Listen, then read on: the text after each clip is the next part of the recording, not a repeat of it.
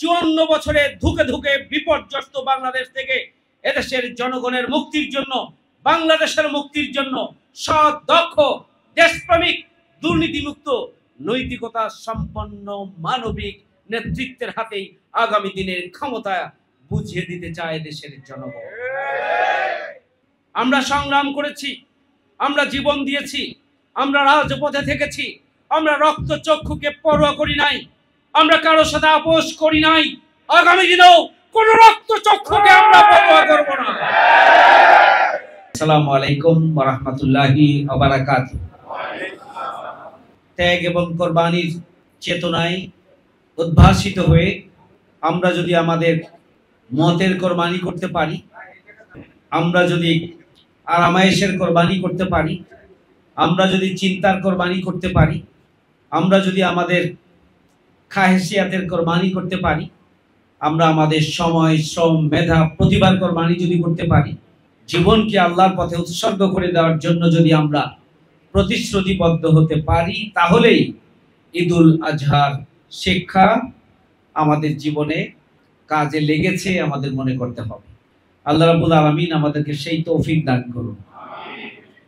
ইসমাঈল আলাইহিস সালাম যেভাবে আল্লাহর নির্দেশনাকে বাবার মুখ থেকে শুনে অকপটে নিজের জীবনকে উৎসর্গ করার জন্য রাজি হয়েছিলেন, প্রাণাধিক পুত্রকে জবাই করার নির্দেশনা পাওয়ার পরও যিনি সন্তুষ্ট চিত্তে তার সন্তানকে কোরবানি করার জন্য প্রস্তুতি নিয়েছিলেন, বাবা এবং সন্তান আল্লাহর নির্দেশ পালনের জন্য, আল্লাহর সন্তুষ্টির জন্য দুনিয়ার সকল মায়া মোহাম্মদ ভালোবাসাকে, দুনিয়ার প্রতি আগ্রহ এবং আকাঙ্ক্ষার জায়গাকে কোরবানি করে নিজের জীবনকে উৎসর্গ করে হলো আল্লাহর সন্তুষ্টিকে অগ্রাধিকার দিয়েছিলেন।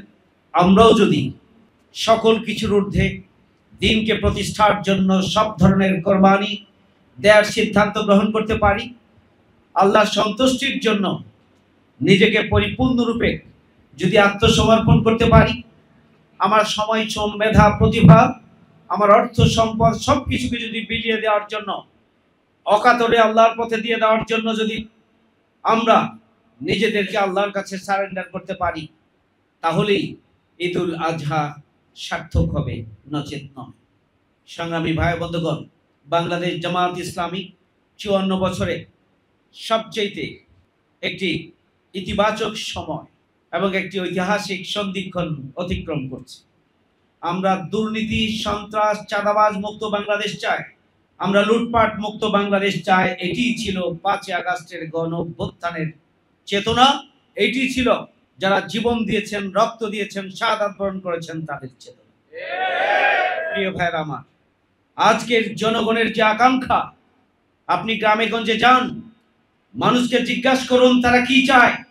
গ্রামে গঞ্জের মানুষের আকাঙ্ক্ষাও একটাই, তারা বৈষম্য মুক্ত বাংলাদেশ চায়, তারা ন্যায় বিচারের বাংলাদেশ চায়, তারা সন্ত্রাস, চাঁদাবাজ, দুর্নীতিমুক্ত বাংলাদেশ চায়, তারা বসবাসযোগ্য মানবিক বাংলাদেশ তারা দেখতে চায়।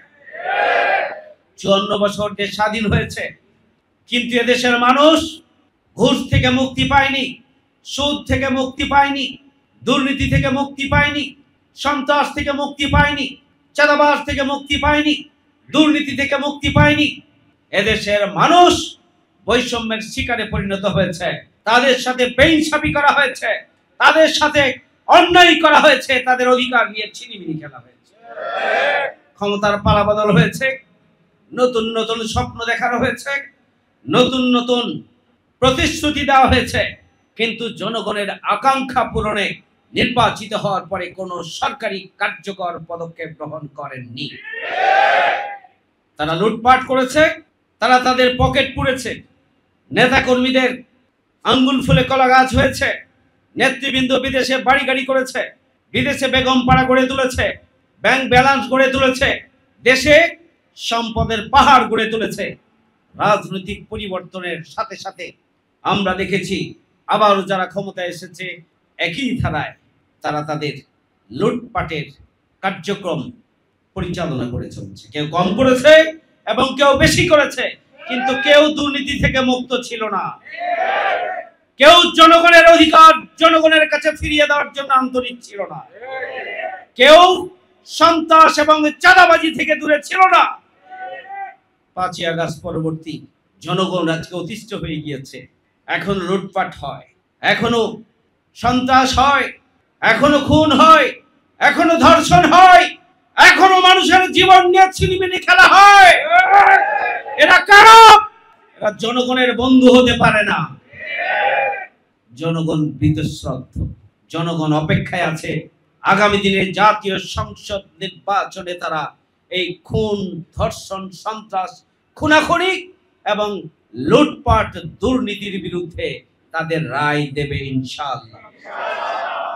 সংগ্রামী ভাইয়ের আমার, আজকের এই বাংলাদেশের জনগণ, আপনি ওই তৃণমূলের প্রান্তিক জনগোষ্ঠীর কাছে যান, যদি জিজ্ঞাসা করেন আপনারা আগে নির্বাচন চান না আগে গণহত্যাকারীদের বিচার চান, আপনি প্রশ্নের উত্তর পাবেন আমরা গণহত্যাকারীদের বিচার চাই।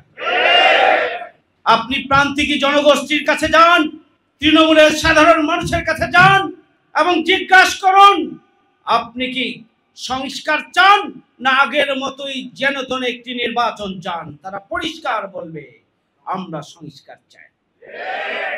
তারা পরিষ্কার বলবে আমরা নির্বাচনের আগে নির্বাচন ব্যবস্থার সংস্কার চাই, নির্বাচনের আগে রাষ্ট্রের গুরুত্বপূর্ণ সেক্টরের সংস্কার চাই, নির্বাচনের আগে আমরা এমন এমন সংস্কার চাই যে সংস্কারের মাধ্যমে আগামী দিনে কোন সরকার ক্ষমতায় আসার পর আবার তারা ফ্যাসিস্ট হয়ে উঠতে পারবেন না। আমরা সেই ধরনের সংস্কার চাই। এটা হচ্ছে জন আকাঙ্ক্ষা।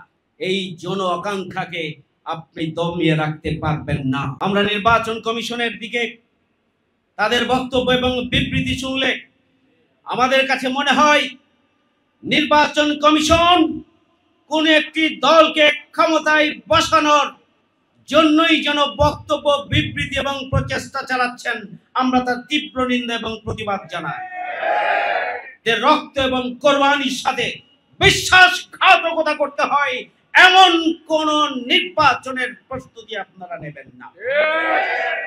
আমরা সরকারের কাছে দাবি জানাতে চাই, নির্বাচন কমিশনকে বুঝতে হবে বর্তমান নির্বাচন কমিশন, অন্তর্বর্তীকালীন সরকার আজকে বাংলাদেশের যে চিত্র, নগর ভবনের তালা খুলতে পারছে না সরকার। 1 মাস ধরে একটি রাজনৈতিক দলের পক্ষ থেকে নগর ভবনকে জিম্মি করে রাখা হয়েছে।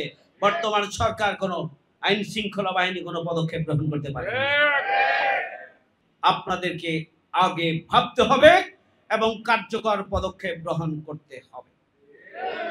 লেভেল প্লেইং ফিল্ড যদি না হয় এদেশের জনগণ নির্বাচন মানবে না। এই জন্য অবিলম্বে লেভেল প্লেইং ফিল্ড করতে হবে। আইন শৃঙ্খলা বাহিনীকে কঠোর হস্তে পরিস্থিতি নিয়ন্ত্রণ করতে হবে। নির্বাচন কমিশনকে নিজের পায়ে দাঁড়াতে হবে, নিরপেক্ষভাবে আগামী দিনে একটি সুষ্ঠু, গ্রহণযোগ্য, ক্রেডিবল এবং স্বচ্ছ নির্বাচনের জন্য যাবতীয় প্রস্তুতি গ্রহণ করেই নির্বাচনের তারিখ ঘোষণা করতে হবে। প্রিয় ভাইয়ের আমার, সরকার নির্বাচনে যে তারিখ ঘোষণা করেছেন সেই আপনারা পদক্ষেপ গ্রহণ করেন, তাহলে আগামী দিনে 5ই আগস্টের যে ফ্যাসিবাদ বাংলাদেশ থেকে বিতাড়িত হয়েছে, আবারও নতুন ধারায়, নতুন ভাবে, নতুন ফ্যাসিবাদের জন্ম হবে বাংলাদেশে। এই জন্য অন্তর্বর্তীকালীন সরকার এবং নির্বাচন কমিশনকে দায়ী থাকতে হবে। সংগ্রামী ভাই বন্ধুগণ, সাধারণ মানুষের কাছে যান, যুবক এবং তরুণদের কাছে যান, তারা বাংলাদেশের রাষ্ট্র ব্যবস্থার পরিবর্তন চায়। 54 বছরে ধুকে ধুকে বিপর্যস্ত বাংলাদেশ থেকে এদেশের জনগণের মুক্তির জন্য, বাংলাদেশের মুক্তির জন্য সৎ, দক্ষ, দেশপ্রেমিক, দুর্নীতিমুক্ত, নৈতিকতা সম্পন্ন মানবিক নেতৃত্বের হাতেই আগামী দিনের ক্ষমতা বুঝিয়ে দিতে চায় দেশের জনগণ। আমরা যদি নির্বাচিত হই তাহলে দেশের পরিস্থিতি কি হবে? জনগণের প্রতি আমাদের দায়িত্ব পালন আমরা কিভাবে করব? অমুসলিমদের প্রতি আমাদের দায়িত্ব এবং কর্তব্য কি হবে? নারীদের প্রতি আমাদের দায়িত্ব এবং কর্তব্য কি হবে? নারীরা তাদের অধিকার ফিরিয়ে পাবে, অমুসলিমরা তাদের অধিকার ফিরিয়ে পাবে, তাদের সার্বিক নিরাপত্তা নিশ্চিত হবে, তারা তাদের ধর্মীয় অধিকার ফিরে পাবে, নারীরা তাদের সম্মান মর্যাদা সুরক্ষা পাবে। এবং এভাবেই নারী পুরুষ ধর্ম বর্ণ নির্বিশেষে একটা মানবিক বাংলাদেশ গড়ে তুলতে চায় জামাত ইসলামী কি পরিষ্কার করতে হবে। আল্লাহর মেহেরবানিতে ফ্যাসিস্ট অপশক্তির সকল অন্যায়কে আমরা আনচ্যালেঞ্জ ছেড়ে দেইনি। আমরা প্রতিবাদ করেছি, আমরা সংগ্রাম করেছি, আমরা জীবন দিয়েছি, আমরা রাজপথে থেকেছি, আমরা রক্ত চক্ষুকে পরোয়া করি নাই, আমরা কারোর সাথে আপোষ করি নাই। আগামী দিনেও কোন রক্ত চক্ষুকে আমরা পরোয়া করব না। সুতরাং রাজধানীর আন্দোলনের ঐতিহাসিক অবদানের ধারাবাহিকতায় আগামী দিনের নির্বাচন পর্যন্ত একটা সুষ্ঠু গ্রহণযোগ্য নির্বাচন নিশ্চিত করার জন্য পাহারাদারির ভূমিকায় আপনাদেরকে প্রতি মুহূর্তে থাকতে হবে। এই জন্য আপনারা যারা বাইরের ভোটার রয়েছেন, ঢাকা মহানগরী দক্ষিণের এই 5 আসনের জনশক্তি হিসাবে আপনাকে এই আসনের ভোটার হতে হবে।